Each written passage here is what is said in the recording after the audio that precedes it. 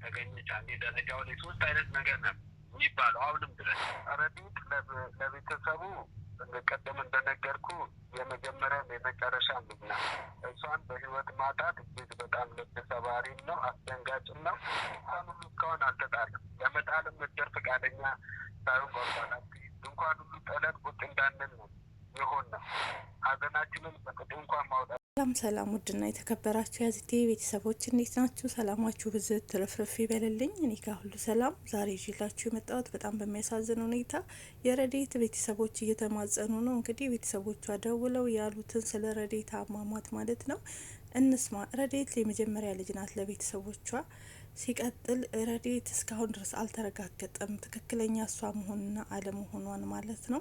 በጣም በሚያሳዝን ሁኔታ ነው ቤተሰብ በጭንቀት ያለ። ሀዘን እንኳን እንዳያዝኑ ነው የተደረገ። እንግዲህ ሁሉንም ነገር ከነሱ አንደበት ብትሰሙት ደስ ይለኛል። በጣም ያሳዝናል፣ ልብ ሰባሪ ነው የረዴት ጉዳይ። ሁላችሁም እስኪ ስሙትና እኔ ሀሳቤን እሰጣለሁ መጨረሻ ላይ ማለት ነው። ሰላማችሁ ይብዛ። መጨረሻ ላይ ልስጣችሁ፣ እስኪ ያዳምጡት ስለ ረዴት ቤተሰቦቿ የተናገሩትን።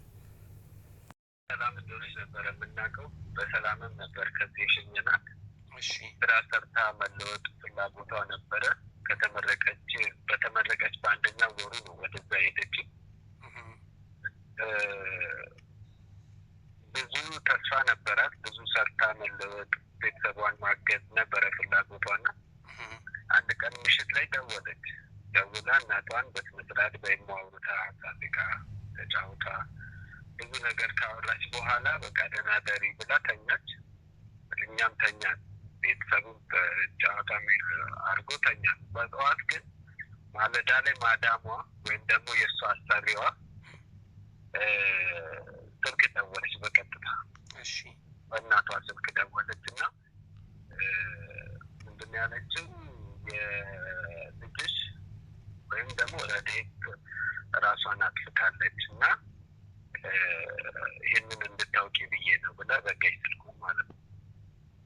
ይህ ከባድ ነበረ ለቤተሰብ። ለማጣራት ጥረት ለማድረግ ሩጥን፣ ስልኩ ላይ መልሰን ለመደወል ጥረት አደረግን።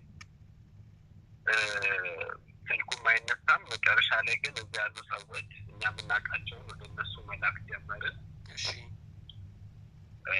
እናም ከዚህ የወሰደቻት ልጅን መጠየቅ ጀመርን ኤጀንሲዋ ደግሞ እሷም ደንግጣ በሽታ ላይ እንደወደቀች የስኳር ታማሚ እንደሆነች እና ምላሷ ውጭ ወጥቶ በጣም ጉዳት እንደደረሰባት መኪና ማሽከርከር አቅቷት ሁሉ ሰው ወደ ሆስፒታል ውስጥ እንዳሳከማት መኪናዋም ተጭኖ እንደሄደ ነገረችን።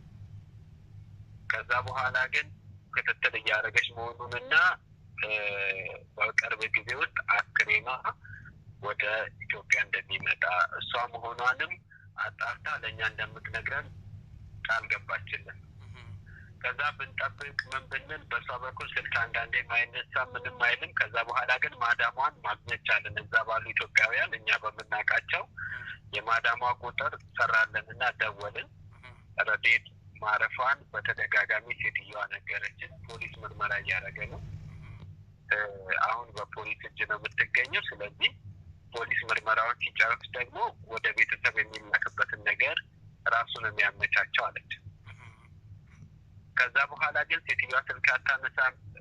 የተለያዩ ድምጾች ነበር የምንሰማው በአረበኛ። እኛ ደግሞ የአረበኛውንም አንችልም ነበር። ለአንዱ ሰው የምትሰጠው ቃልና ሌላው ደግሞ ሲያናግራት የምትሰጠው ቃል ይለያያል። በዛ ላይ ድምፁም የተለያየ ነው። አንዴ በሸርብ ራሷን አጠፋች ትላለች፣ አንዴ በመኝታ ቤቷ ላይ ራሷን አጥፍታ ተገኘች፣ አንዴ ደረጃው ላይ ሶስት አይነት ነገር ነው የሚባለው አሁንም ድረስ።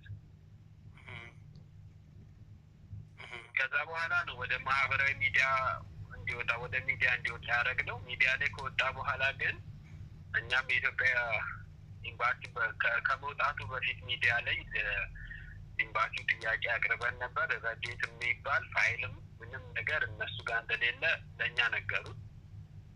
በጣም ስለጨነቀን እና ምን መሆን አለበት የሚለውን ለማጣራት ብዙ ኢትዮጵያውያን ያሉ እዛው ዱባይ ውስጥ። ስለዚህ በማህበራዊ ሚዲያ በምንም አይነት ሚዲያ ላይ ይወጣ ተባለ። ሚዲያ ላይ ወጣ ጉርሻ ቲቪ ላይ። ከዛ በኋላ ግን እዛ ያሉ ኢትዮጵያውያን በሌሎም ቦታ ያሉ ኢትዮጵያውያን ብዙ ኢትዮጵያውያን ደወሉ።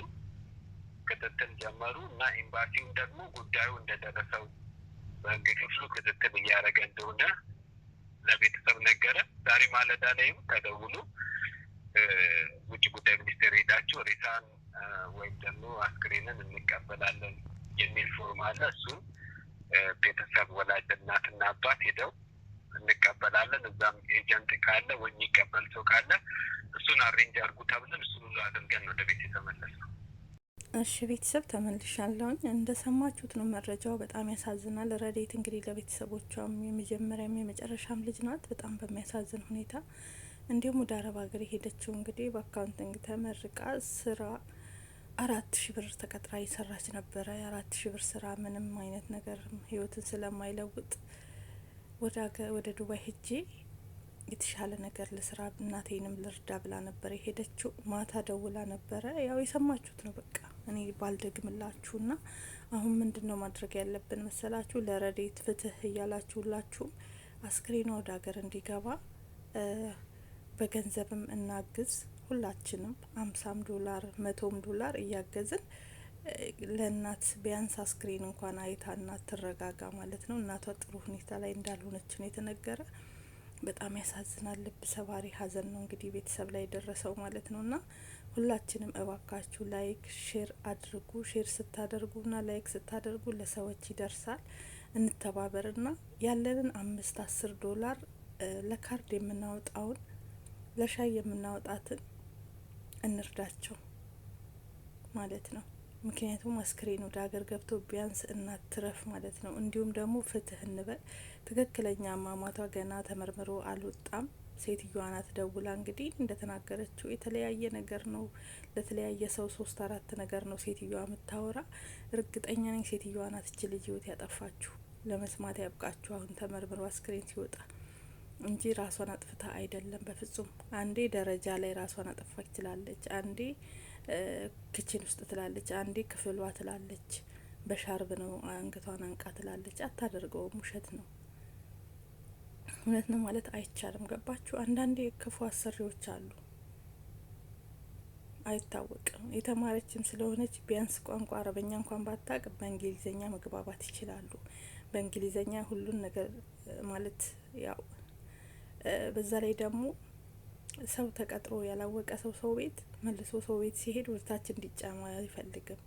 እች ልጅ ወይ ኃይል ቃል ተናግራ ሊሆን ይችላል፣ ላይግባቡ ይችላሉ፣ ወይ በባሏ ልትቀና ትችላለች። አይታወቅም ምን እንደሆነ ፈጣሪ ነው የሚያውቀው። ብቻ ያሳዝናል። ነፍሲ ማር እህታችን። ሁላችሁም ፍትህ ለረዴት ፍትህ ለረዴት በሉ። ቢያንስ እናት አስክሬን ወስዳ ትቅበር ማለት ነው። ሲቀጥል ደግሞ ሁላችንም እናታችሁ እናዋጣ፣ ሼር እናድርግና ሚዲያ ላይ ያለነው 5 እና 10 ካወጣን ቢያንስ አስክሬን መላኪያ እናግዝ ለእናቷ ማለት ነው። ያሳዝናል። የምር ልብ በጣም የሚሰብረው ማለት ነው። ቅስም ሰባሪ ነው። ማታ ቻው ተብሎ እንግዲህ ካረፈች 7 ቀኗ ነው። አስባችሁታል? ትላንት ነው ይሄን ኢንተርቪው የተደረገው። 7 ቀን፣ ዛሬ 8 ቀን ሙላት። አስክሬን 8 ቀን በሳጥን። እውነት እናት በጣም ልቧ ተሰብሯል። እዚህ ጋር እንደምታዩት ውጭ ላይ ቅስሟ ተሰብሮ ቁጭ ብላለች። ኧረ በጣም ነው የሚያሳዝነው። ብቻ